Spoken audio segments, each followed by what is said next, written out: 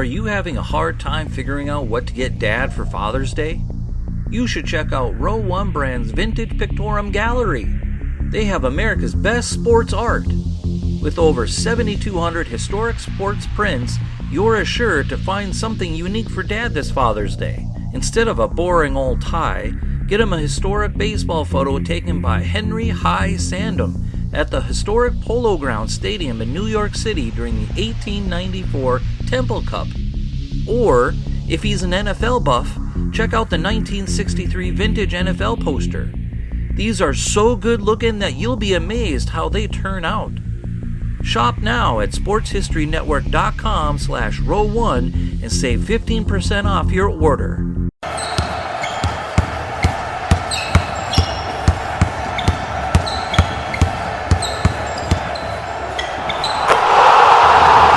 This is Basketball History 101 with Rick Loayza. Welcome back to Basketball History 101, part of the Sports History Network. I am your host, Rick Loayza, and this is the podcast where we bring to life some of the forgotten stories from basketball history. And today, we bring you a story about one of the most forgotten Hall of Famers in NBA history. You all know that part of the reason we do this podcast is to keep these stories alive and to remember some of the great players from the past that people do not talk about anymore. That is my passion and part of the driving force behind this show.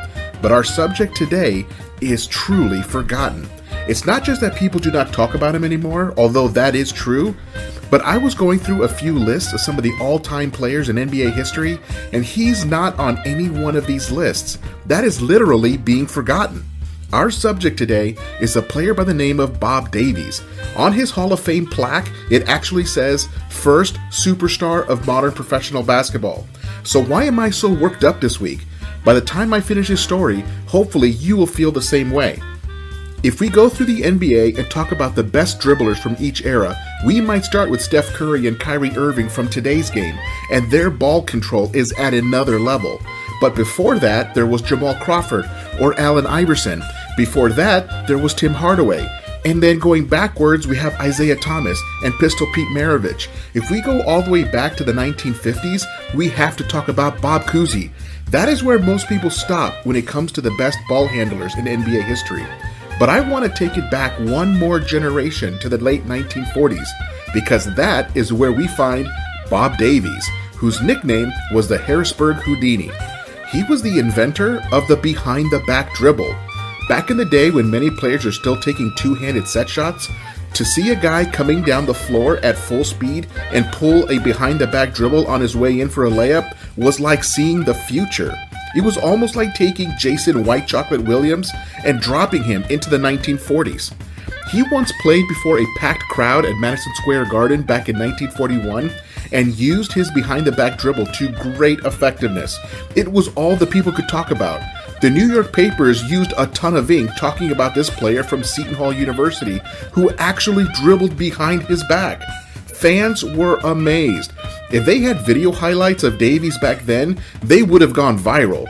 Many experts at the time said that he might be the best college player since Hank Lucetti, who played at Stanford 10 years earlier. By the way, if you want to hear the Hank Lucetti story, go back to episode 6 where I share the story of how he single-handedly popularized the one-handed jump shot in a game that he played in Madison Square Garden in the 1930s. But, back to Bob Davies.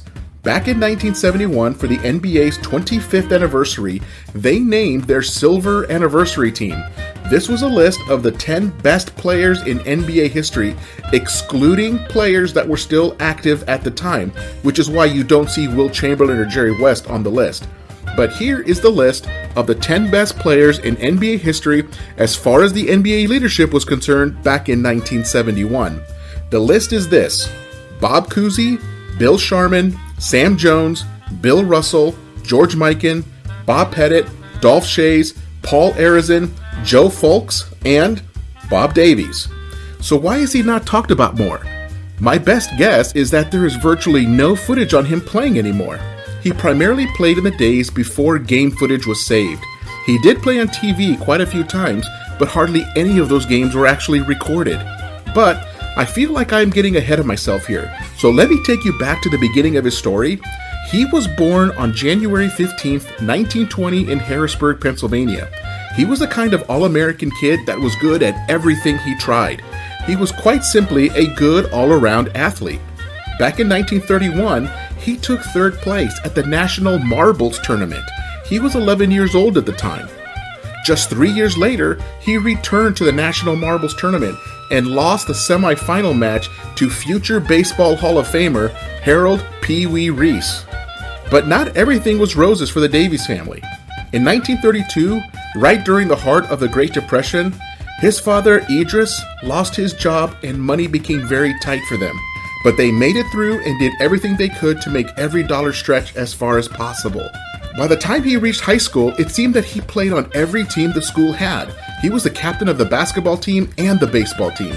He also played football and ran track. He was a four-sport letterman at his high school. He was popular and easy to get along with. He was just good at everything he did. But he wasn't very big, so just for comparison, Davies is about the same size as John Stockton, 6'1" and 175 pounds. He beat players with his speed and skill. He graduated high school in 1937 and enrolled at Franklin and Marshall University and played 1 year on the basketball team, but he did not enjoy his time there. As luck would have it, the Boston Red Sox helped arrange for a baseball scholarship for him at Seton Hall University. There was no contract signed with the Red Sox, but the implied expectation was that he would develop his baseball skills at Seton Hall and then join the Red Sox a few years later. But the weird thing about his transfer to Seton Hall is that he was given 4 years of eligibility at Seton Hall even though he had already played 1 year at Franklin and Marshall. But a lot about the NCAA was more relaxed back then. So now he is at Seton Hall on a baseball scholarship, but also wanted to play for the basketball team. Since the two seasons did not conflict or overlap, it would have been easy to do. Now this is when he became obsessed with the behind-the-back dribble. He felt a deep need to perfect it. He would spend hours in the gym practicing the move at ever-increasing speed until he could pull it off at full speed.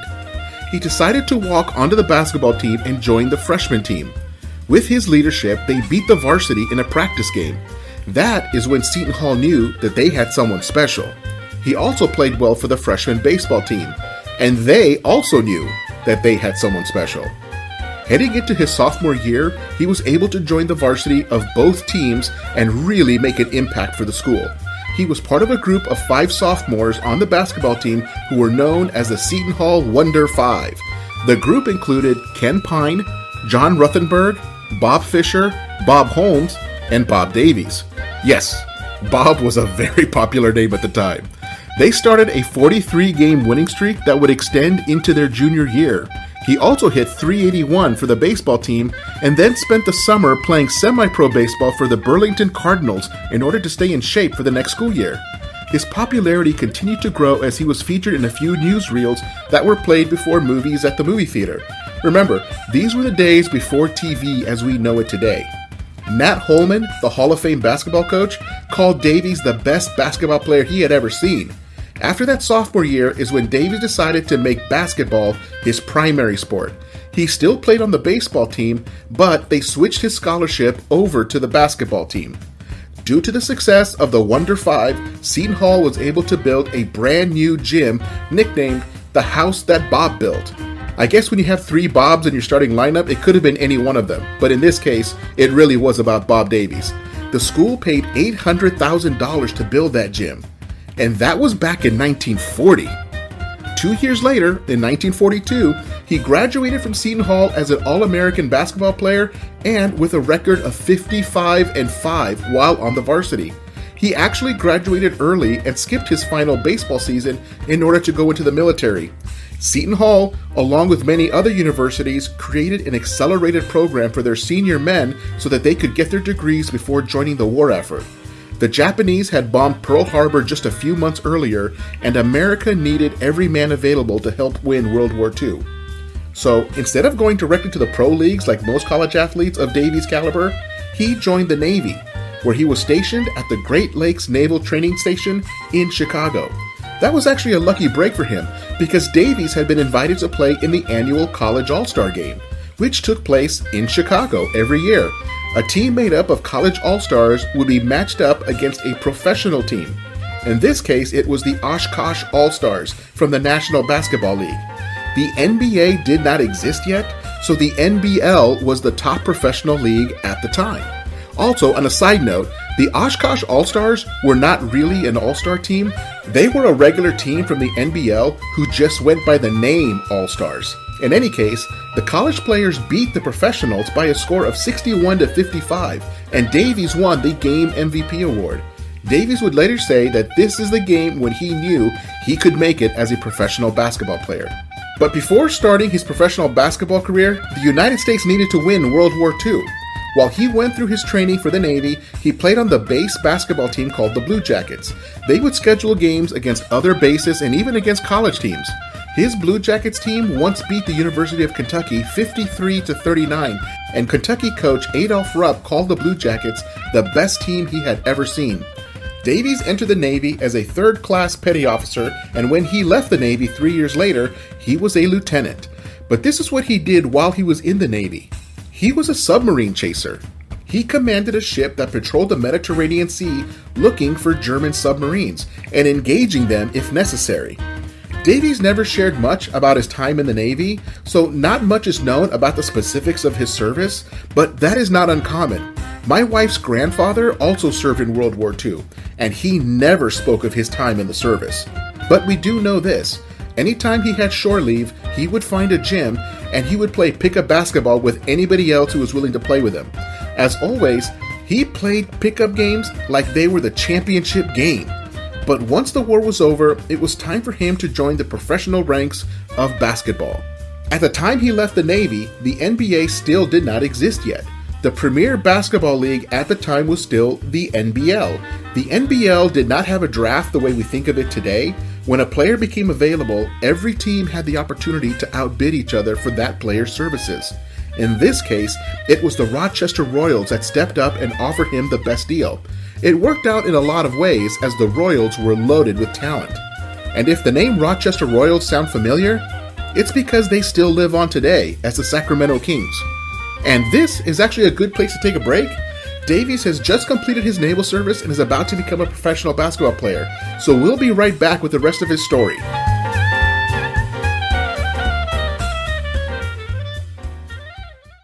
This podcast is part of the Sports History Network, your headquarters for the yesteryear of your favorite sport. You can learn more at sportshistorynetwork.com.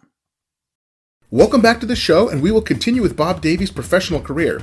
As I mentioned, the Royals team was loaded with talent. The team already had Al Servey, another Hall of Famer, Red Holzman, who would later become the Knicks head coach of both of their championships and is now in the Hall of Fame as a coach. The team also had Otto Graham, who was in the Football Hall of Fame after leading the Cleveland Browns to a number of championships in the All-American Football Conference as a quarterback. And future Hollywood superstar Chuck Connors from the TV show The Rifleman was also on this team. And I shared Chuck Connors' story way back in episode 38 if you want to go check that out. With Bob Davies on the team, they made the fast break their hallmark. Now, nobody was going to confuse them with the fast-paced basketball that we see in today's NBA. This is not the 7 seconds or less offense of the Steve Nash-led Phoenix Suns. But for the 1940s, where stalling was still an often used tactic, the Royals played faster than anyone had ever seen in that day. They finished the regular season with a record of 24 wins and 10 losses, and that took them to second place in their division behind the defending champion Fort Wayne Pistons. Yes, that is the same Pistons team that plays in Detroit today. They matched up in the first round of the playoffs, and the Royals beat the Pistons 2-1. In the NBL Finals, the Royals overwhelmed the Sheboygan Redskins with their speed, and they took 3 straight games and the crown in 1946. The following season, the Royals were looking to defend their title, but in a very unusual decision, Davies agreed to become the new head coach at Seton Hall University while still playing for the Royals. It was about a 7-hour drive back then between Rochester, New York and South Orange, New Jersey, where the school is located. The Royals owner and coach Les Harrison agreed to fly Davies back and forth on his private plane in order to make sure that Davies played as many games as possible. In all, Davies missed only 13 Royals games that year due to scheduling conflicts with Seton Hall. Yes, Davies still won the NBL MVP that year. Can you imagine last year's MVP, Giannis Antetokounmpo, trying to lead the Bucks to a title while also head coaching Marquette University, and those two teams play in the same city. But that is the way professional basketball salaries were back then. And I know I've said this before, but more often than not, players took pay cuts to play professional basketball. Many could make much more money working in a corporate job. So the players played basketball because they loved the game, and they could always get that corporate job later. The window to play professional basketball was very small. And did I mention that Davies was also the head coach of the baseball team at Seton Hall? But luckily, the baseball season did not interfere with the Royals' schedule. Unfortunately, the Royals were not able to defend their title. They lost the NBA Finals to the Chicago American Gears and their new superstar rookie, George Mikan. Then, in 1948, the Royals were focused on regaining their crown as NBL champions, and the odds were in their favor since the Chicago American Gears had gone out of business despite winning the championship. However, a brand new team called the Minneapolis Lakers had acquired George Mikan, along with future Hall of Famer Jim Pollard, and the Lakers steamrolled their way to the NBL championship. Now, while all this was going on, Davies had earned his master's degree in physical education by taking classes in the off-season. This guy kept a full schedule. And other sports history podcasts. If you like what you hear, please hit that subscribe button wherever you get your podcasts. Also, go ahead and give us a rating and review, and that will help others to find this podcast more easily. And check out our page on Facebook. It's called Basketball History 101 Podcast. There you will see shorter historical posts, as well as comments and discussion starters on today's game. I'll also announce there when new episodes come out. I want to thank my producer and editor, Jacob Loayza. Join us each week as we continue to mine the history of basketball for more great stories from the past. Take care, and see you soon.